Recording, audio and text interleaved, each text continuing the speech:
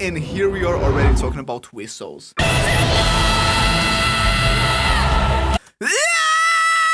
Vocal distortions there. Ladies and gentlemen, we're back in the studio with a good cup of coffee for one more vocal analysis, and this one was recommended a lot. We are about to listen to Dimash, Requiem, the story of one sky. Again, a lot of people recommended me this one. Every time that I make an analysis on Dimash, people recommended me this one. And I don't know why I never heard it before. This is the time, this is our chance. Let's go. In case you're new here, my name is Sky Lish. I'm a singer-songwriter and voice teacher. As a singer-songwriter, I just released a couple weeks ago a new song of mine. It's called I'll Be There. It is a song that I wrote about my dogs. Basically, I'm originally from Brazil, but I made a decision of moving to Canada in 2020. And at the time, I knew that I would need to leave my dogs there. It was a really tough decision to make, and that was the inspiration behind the song. I'll leave it linked down below. I would highly appreciate if you go there and listen to the song and you let me know your thoughts on it. And as a voice teacher, my work is based on laryngeal physiology and biomechanics. So what the muscles that we have inside our larynxes, our throats, are doing when we sing in order for us to get to those sounds that we like to hear, we would like to produce as well. If you want to develop your voice and become my singing student, my singing course Building Your Voice is now on sale. There we talk about a range of different vocal techniques, including active techniques in case you want to belt out those high notes, but also sing with a powerful tone, low notes. We talk about soft sounds, passive vocal schemes, passive vocal techniques, whenever you want to have that soft or breathy sound to be more expressive for those soft parts of your songs. We talk about vocal distortions, if you want to learn, apply, and practice them in a safe way for you and your voice without hurting your voice. We have a vocal exercise library with exercise for all of that. We talk about vocal warm-ups, breathing support, all of that covered inside the course Building Your Voice. Again, link down below. Alright, so without further ado, let's listen to Dimash, the story of one sky.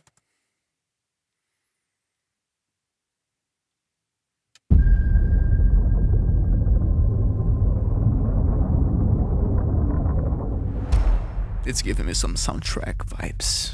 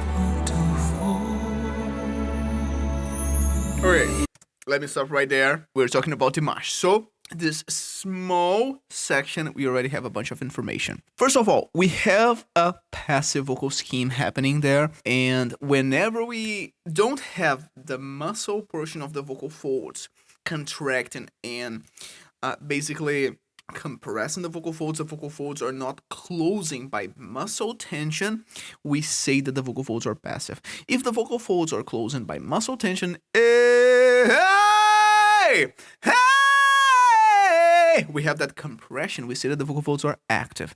If we don't have that, hey, if we have this soft sound, we say that the vocal folds are passive. For this case here, the vocal folds are passive, but not only passive. We also have a couple muscles inside our larynxes that we call posterior cricoarytenoid muscles, and the function of these muscles is to open the vocal folds. We use them whenever we are breathing, whenever we produce breathy sounds, hey, and also for some vocal distortions, yay, because we want that leak of air, that breathiness there as well. When we are using them, not to have a complete closure, the vocal folds are passive, and we have that soft sound. Hey, we call this sound a breathy voice. So we had that. We had a vocal distortion, a really mild and soft vocal distortion called creaky voice. Let's say that the creaky is a cousin of the fry sound. That's a fry. We start relaxing that for a pitch to appear, because for the fry sound we have the arytenoid cartilages rubbing against each other, but we don't have a pitch. If I'm doing a fry, there is no pitch. If I relax, let go a little bit, this is a creaky. And the creaky has a pitch. I can make the creaky low or high. That's still a creaky voice. We had a bit of creaky there, and we also had some vibrato. Now let's listen to that again, and I'll point it out.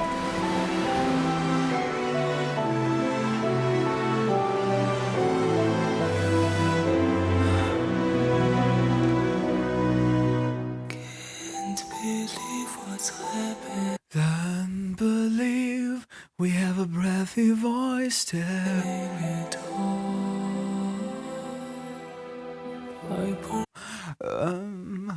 Creaky. Creaky is mostly used as a fade-in technique just to start, because it won't happen with a lot of volume. It has to be quiet for it to happen. If whenever we try to increase the volume, we will lose the creaky. So it's just to start, just fade in.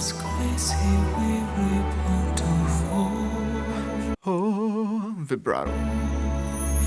We are the reason we're causing all that pain, to the secret room that gives us life. What an amazing singer.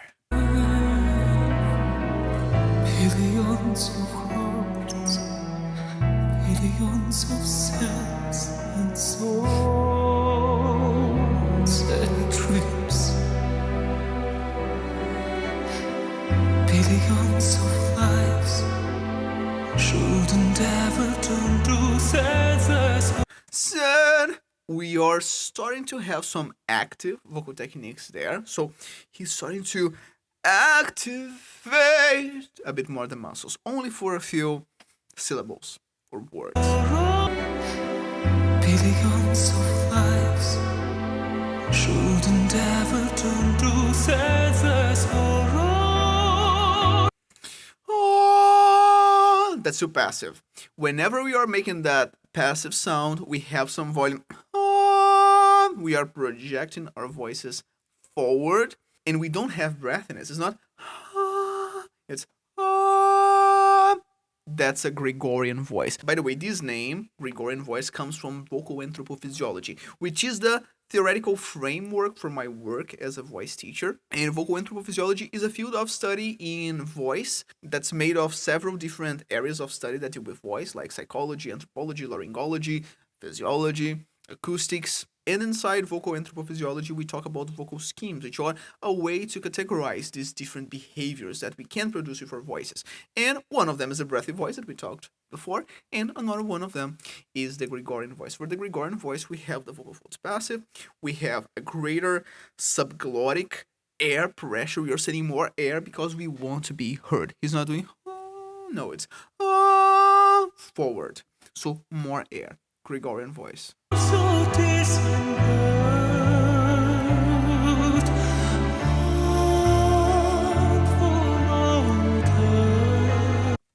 By the way, you might see other voice teachers calling that a head mix or a head voice or a falsetto. That's totally fine. Honestly, it's a bit of a challenge that we face inside vocal pedagogy. The same names might mean different things for different voice teachers, and different names might mean the same thing for different voice teachers. And that's the reason why inside vocal anthropology we tend not to use those strong concepts, strong in the way that they are like universally strong. People use them a lot, like falsetto or head voice, because we don't really have a strong agreement when it comes to what they mean. So if you see someone saying that this is a falsetto or a head voice, that doesn't mean that they're wrong or that I'm wrong. We just use different names. I choose to call that a Gregorian voice because I have a physiological description of what a Gregorian voice is. But if a student, for instance, wants to practice a song and they are comfortable with calling it head voice, if they understand that that's a head voice, and whenever they think of head voice, they are thinking on the same sound because that's the main thing,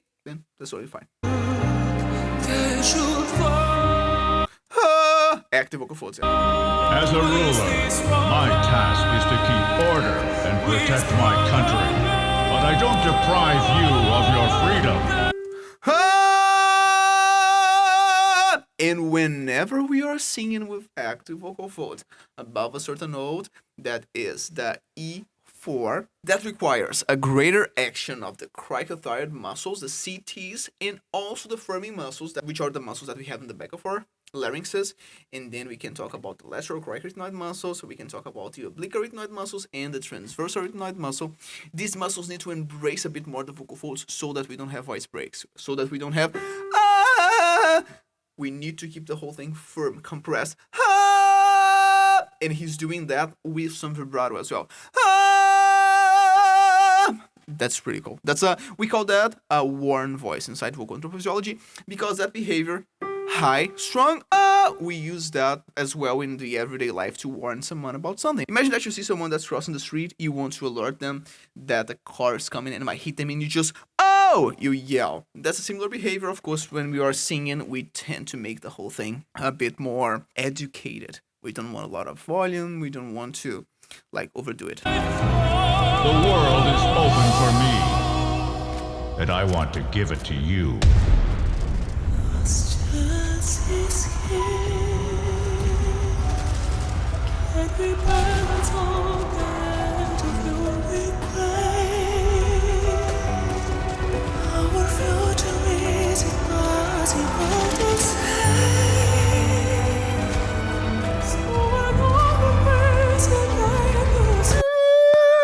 That Gregorian voice, so passive. It's not about singing loud and powerful at all times. It's not all about the belt, guys. That's really important to understand.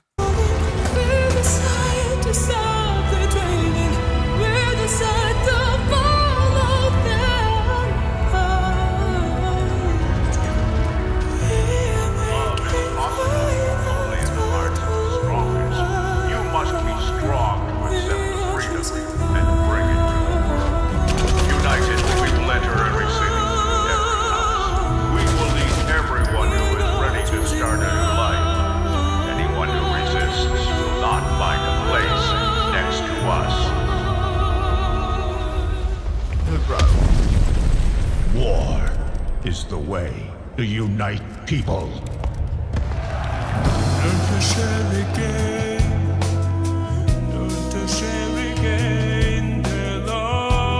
Space. Now he's opening space. Opening the back of the mouth, raising the palate. The sound becomes darker.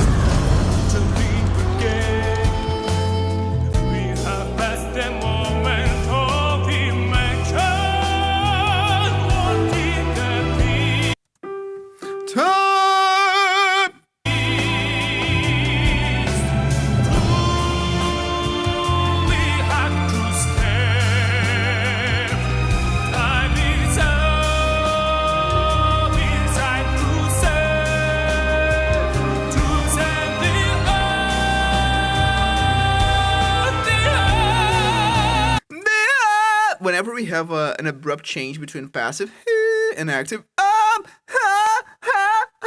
that's a yodel, okay? That's a yodel. When we don't want that to happen, we call that a voice crack. When we want that to happen, when that's intentional, we might discuss about whether it has to be intentional or not. I don't think it has to be intentional personally, but whenever it's technical, we call that a yodel.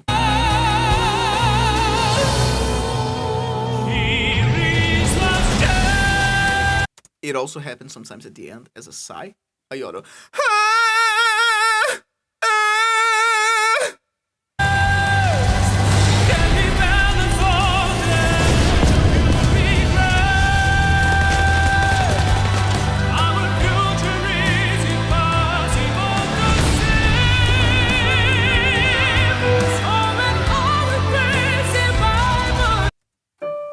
Heidi.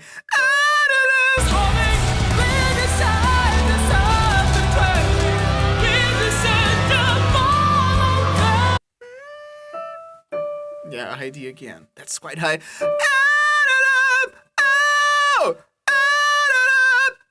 That's so, and the melody is so beautiful as well.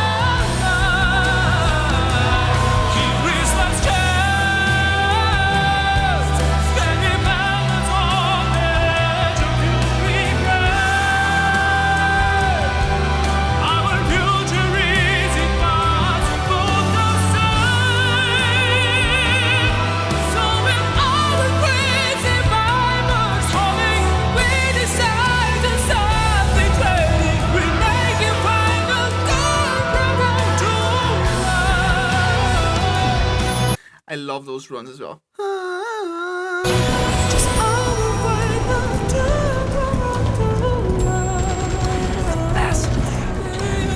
Guys, vocal technique is about expression. It's not about singing strong. It's not about sounding cool. It's not about being impressive, even though Dimash is highly impressive. Vocal technique is about having tools to express what you want to express with your voice. And we can definitely say that Dimash has that. He uses vocal technique in such a fantastic way to convey the emotion that he wants. He has a song, he's telling a story, and he uses his voice as a tool to do that in the best possible way.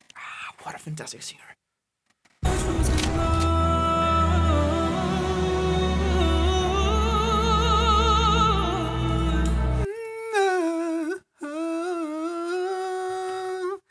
Beautiful run.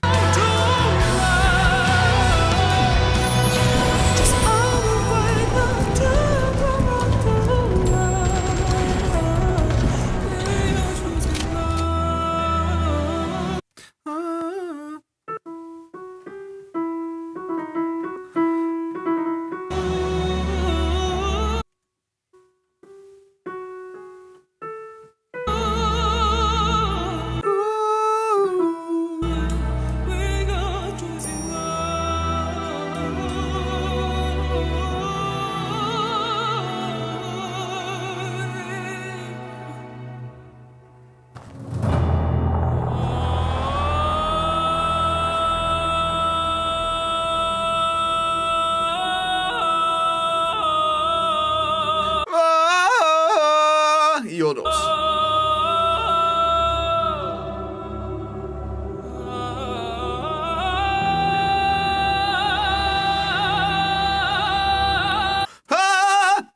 Yodels and vibratos.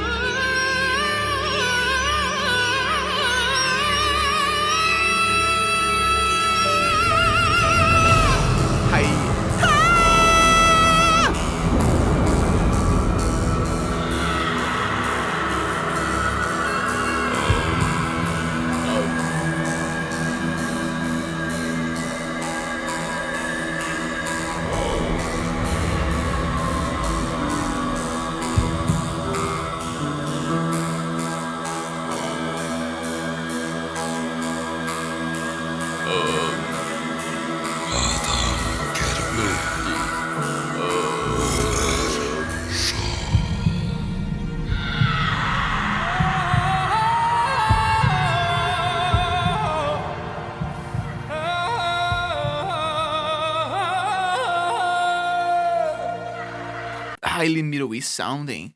Those runs.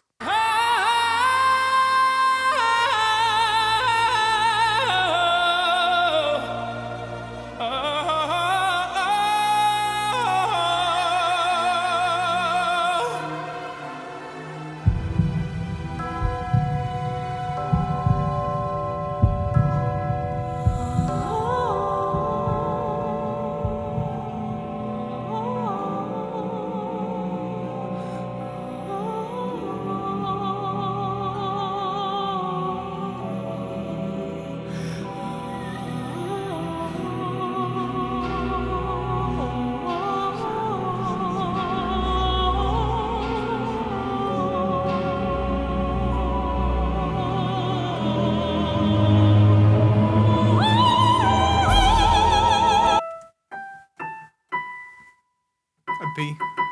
That's really high.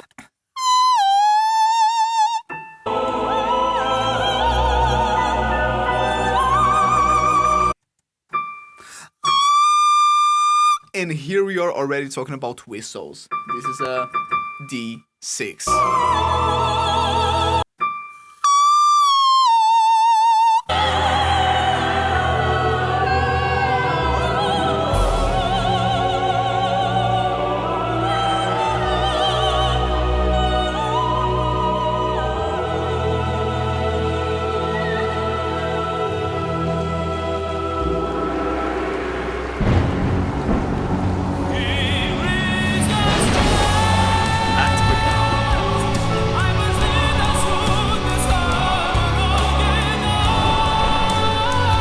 I think that the whole song is now one key higher.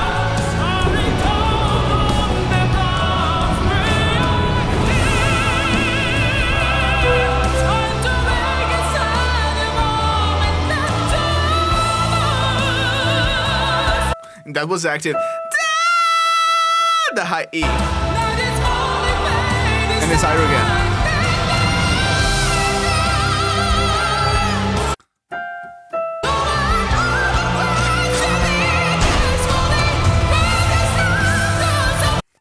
The high G. Also active.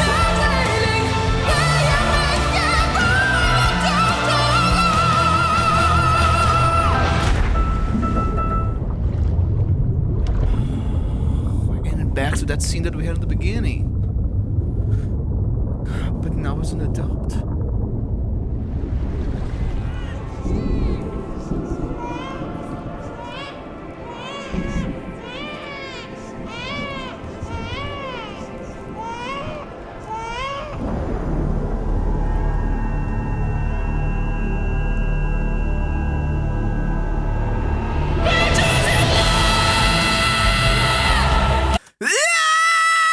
Vocal distortions there.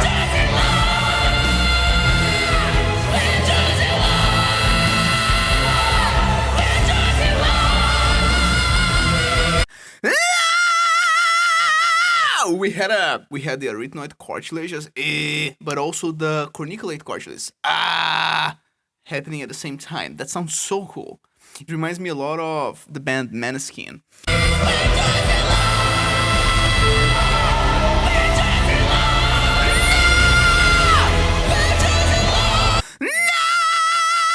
That's a high E. That's super cool. This is really hard rock sounding.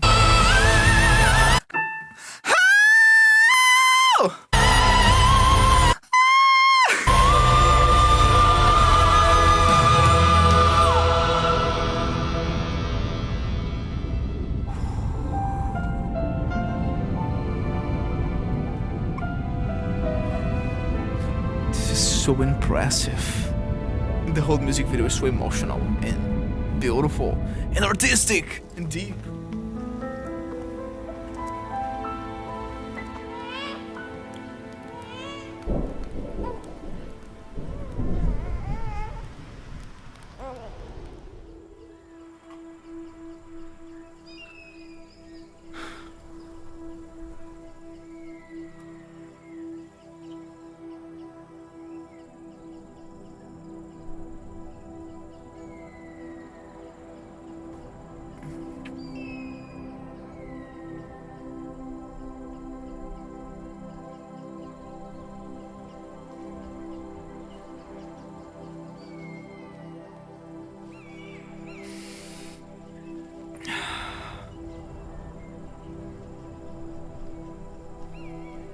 It's pretty much watching a movie.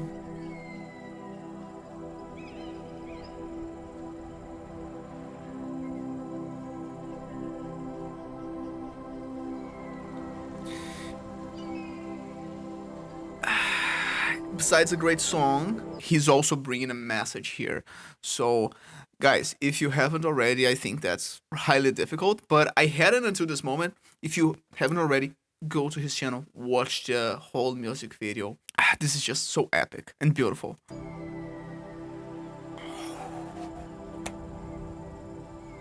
Okay.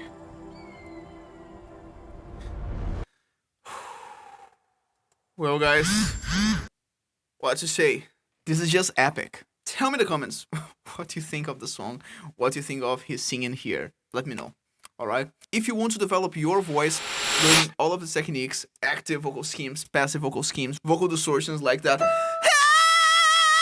how to learn, practice, and apply them in a way that's safe for your voice, how to warm up your voice properly, how to properly support your voice, breathing support, vocal physiology. We cover all of that inside my course, Building Your Voice, which is now on sale. I'll leave it linked down below, so check it out. We have all the information that you need there. If you are curious about my own singing, I just released a couple weeks ago a new song of mine. It's called I'll Be There. It will mean a lot to me if you go there, listen to the song, and let me know your thoughts on it. If you want to listen to more of my music, I'll leave my Spotify link down below as well. You can go there, you can follow me and listen to my music. And if you want to see some behind the scenes of a singer, songwriter, and voice teacher, then follow me on Instagram. It's also linked in the description below. Okay, that's all for today. You enjoy your coffee. I drink all of mine already. It was a long song.